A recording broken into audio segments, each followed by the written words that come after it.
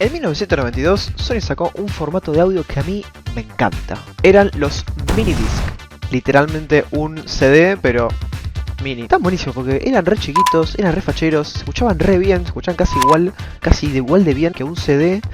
Pero lamentablemente no tuvieron éxito. Si no, no estaría haciendo el video. Pero entonces, ¿qué les pasó? ¿Por qué no tuvieron éxito? En realidad sí tuvieron éxito.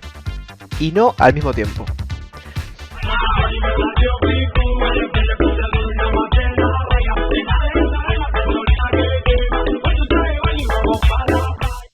Como dije antes, los minidiscs salieron en 1992, los presentó Sony, y la idea original detrás del lanzamiento de los minidiscs era reemplazar a los cassettes en el sentido que el CD no pudo, que era tener un formato en el que vos pudieras grabar la música que vos quisieras dentro del disco, con buena calidad, con buena duración en sentido de tiempo y en sentido de con buena capacidad y con buena duración de vida, y que sean al mismo tiempo cómodos para usarlos de forma portátil. Porque ¿qué pasa? El CD, sin ser tan grande, era lo suficientemente grande como para que sea incómodo llevar encima un reproductor portátil. Un Walkman te entraba en el bolsillo, un Walkman de cassette. Un Discman, andás a ver dónde te lo metes. El otro tema con los CDs era que hasta principios de los 90 no había forma de grabar lo que vos quisieras en un CD, sino que solamente tenías los discos pregrabados, o sea, los que te vendía una discográfica con temas de una banda, un CD. Y cuando aparecieron los CDs que podías grabar, que eran los CDR, los grabadores no eran tan accesibles, eran bastante caros y no eran tan comunes como después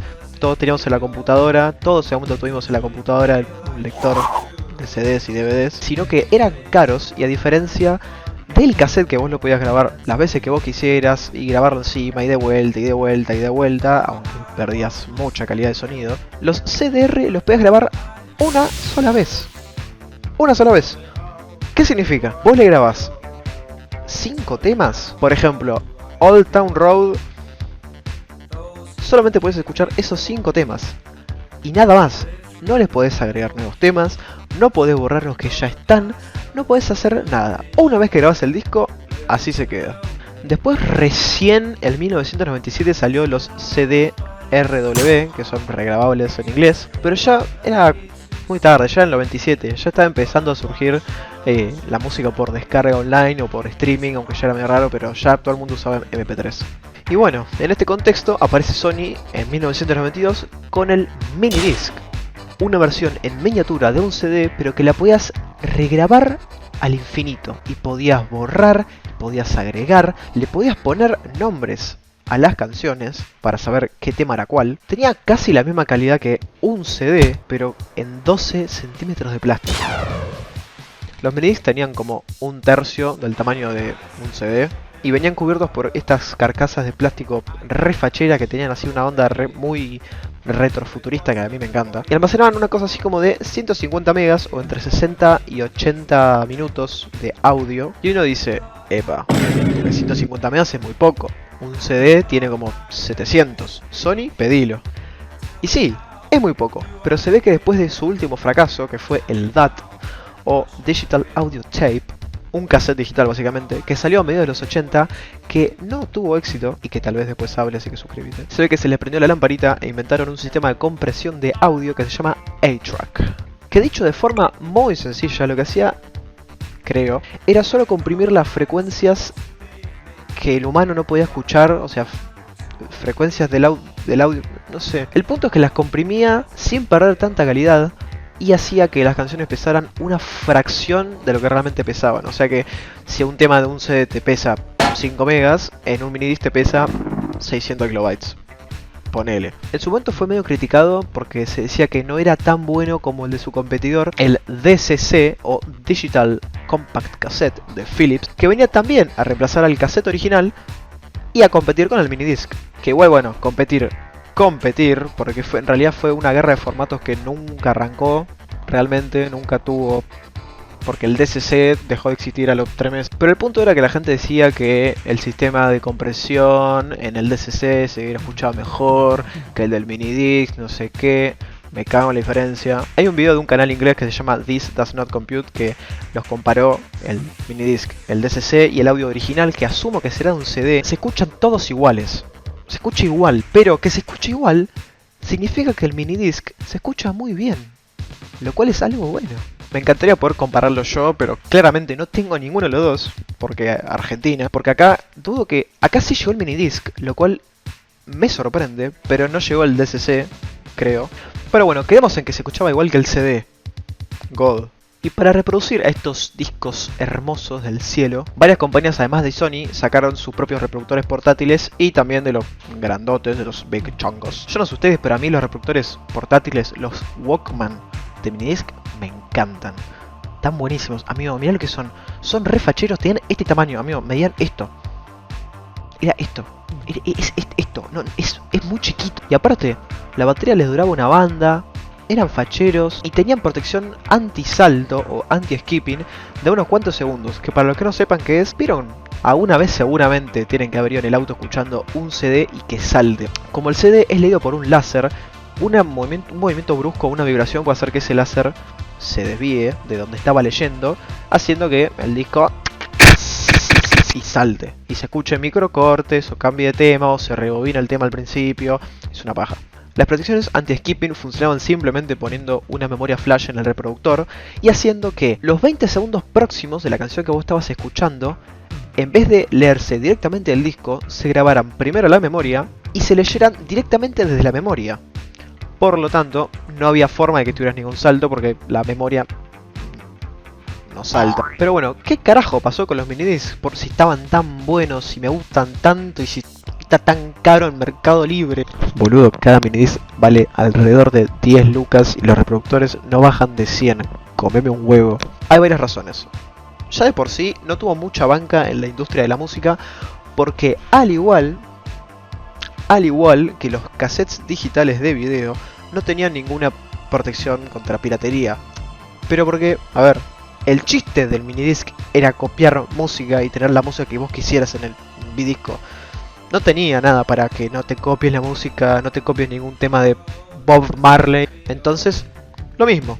No había tanta música que salía en los minidisc por esto. Que de hecho fue el mismo motivo por el que los DAT, los que hablé antes, los cassettes digitales de Sony, nunca realmente tuvieron éxito. Después, por otro lado, se dice mucho que Sony de alguna forma se apuró a sacar este formato al mercado para competir justamente con el DCC de Philips. Y cosas como la compresión,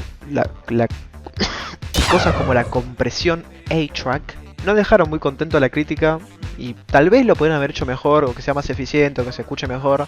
Igual que pesados, amigos, se escucha bien. Y la otra cosa, que hasta es un poco graciosa, es que justamente como se apuraron al sacar esto al mercado, el reproductor con el que sacaron este formato era gigante. Y el chiste en sí de los minidisc era que fueran chiquitos, cómodos y fácil de llevar. Y el primer Walkman y reproductor que sacaron, porque sacaron el formato con este, ¿cómo se llama? No me acuerdo. Y era gigante. El minidisc era así y el reproductor era así, boludo. Que era prácticamente más grande que un Discman, que ya de por sí era grande. Pero entonces esto se dice que bueno, como que la respuesta inicial del mercado no fue buena porque vos tenías esto y la gente decía, no, pero ¿por qué me voy a comprar esto si es enorme? Pero bueno, después igual claramente, como ya se estuvieron viendo, los reproductores que sacaron después eran mucho más chiquitos, eran refacheros, y sí estaban buenos, no como ese armatoste que sacaron en el 92. Pero en realidad, ¿qué pasa si digo que no fueron un fracaso? Pero tampoco fueron un éxito. Para que se den una idea, a pesar de todo lo que acabo de decir, se hicieron hasta 2014. Casi 22 años haciendo minidisc y reproductores. Es mucho tiempo para un formato que no tuvo éxito. Y es que si bien no fue un éxito masivo como el CD, no llegó a tener el éxito del CD, hubo ciertos mercados en los que la pegó bastante. En Japón, por la forma que tenían en ese momento de consumir música, que era muy caro comprar un CD, los minidisc tuvieron mucho éxito porque eran muy baratos e incluso tenían como unas máquinas en las que vos metías tus minidisc y copiabas las canciones desde esa máquina que querías y lo pagabas y te lo llevas a tu casa. Era muy raro, los japoneses son muy raros. O bueno, también en el Reino Unido todavía tuvieron mucho éxito e incluso llegaron a Argentina. Eso ya me sorprende, eso es muchísimo. Que haya llegado a Argentina es un montón. Y aparte, aunque no hayan conseguido tener mucho éxito, Sony quería a toda costa hacer que los minidisc estuvieran en todas partes. Porque ¿cuál era justamente la idea del minidisc? Reemplazar al cassette, reemplazar a el formato de audio que vos tenés así, que escuchás en tu día a día, en el auto, en la bici, donde... no sé, boludo. Y si bien, bueno, no llegaron a hacer que todo el mundo tuviera un Walkman de minidisc y fuera su formato de preferencia para escuchar tuvieron un éxito moderado, yo diría promedio, pero no les fue tan mal. Un poco de culpa en este fracaso también tienen el cambio de dirección que tuvo la industria de la música durante mediados de los 90 y principios de los 2000, que fue la de las descargas digitales de música o la de streaming de contenido. Y sobre todo, el iPod. Apple, la concha de tu hermana, mataste al minidisc. Creo que no hace falta que explique esto, o sea, la gente empezó a darse cuenta que podía descargar música y dejó de comprar CDs y cassettes y minidisc y todo. ¿Por qué pagarías por un formato físico, que al fin y al cabo es físico y le puede pasar cualquier cosa, cuando lo podías descargar y tenerlo en tu computadora o después, bueno, en tu iPod o tu Jukebox? O después, bueno, en un pendrive. ¿Quién no tuvo un pendrive con alguna música pedorra como Crazy Frog descargado adentro? Aunque de hecho, Sony trató de hacer que los minidiscs se adaptaran a esta nueva moda de la descarga de música y en el 2002 sacaron un nuevo estándar que se llamaba NetMD. ¿Qué era esto? ¿Qué era el NetMD? Básicamente, Walkmans con USB. Buenardo. La idea de esto era que vos conectaras el Walkman a la computadora, bajaras la música y la pasaras directamente al minidisc. Amigo, es espectacular. Antes, si no, lo tenías que conectar por la entrada digital o analógica e ir grabándolo linealmente como si fuera un cassette, porque no podías cargarle datos directamente al disco. Me faltó hablar de otras dos cosas que fueron el Hi-MD y el minidisc MD. Minidisc Long Play o MDLP fueron como otros dos estándares. Uno fue un estándar de disco y otro fue una tecnología que usaban los Walkman. El MDLP era una tecnología que usaban los Walkman de minidisc, en la que podía comprimir aún más los archivos del audio sin perder tanta calidad, para lograr hasta 320 minutos de audio en un solo minidisc, que eran como 4 CDs en un minidisc. O sea, todo lo que podías meter acá lo podías meter en un disco que tenía un tercio del tamaño de uno solo. Aunque bueno, esto sí hacía que se escuche un poco peor, pero estaba ahí. Si lo querías usar, si no te molestaba tanto, si no te jodía tanto, si escuchás Spotify con la calidad en bajo, no te iba a joder. Después, bueno, el Hi-MD era un estándar de minidisc que era el mismo tamaño, que en vez de los 150 megas que tenía el minidisc original, tenía 1 giga.